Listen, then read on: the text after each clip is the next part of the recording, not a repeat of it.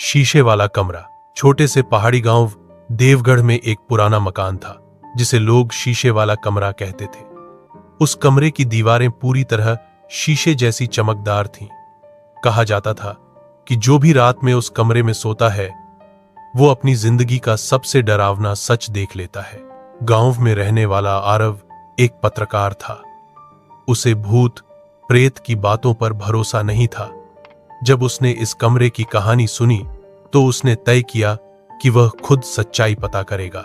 एक ठंडी रात आरव कैमरा और टॉर्च लेकर उस मकान में पहुंचा। जैसे ही उसने कमरे का दरवाजा खोला, अंदर हल्की नीली रोशनी फैल गई। दीवारों में उसका अक्स नहीं बल्कि अलग अलग चेहरे दिखाई देने लगे। पहले उसे एक बूढ़ा आदमी दिखा जो रो रहा था, फिर एक औरत जो अपने बच्चे को ढूंढ रही थी। आरव घबरा गया, लेकिन उसने हिम्मत नहीं हारी। अचानक दरवाजा अपने आप बंद हो गया। कमरे का तापमान गिरने लगा। आरव ने भागने की कोशिश की, मगर उसके पैर जैसे जमीन से चिपक गए हों।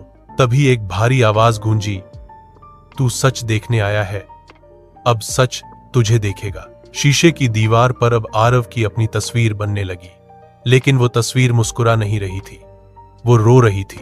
आरव ने ध्यान से देखा।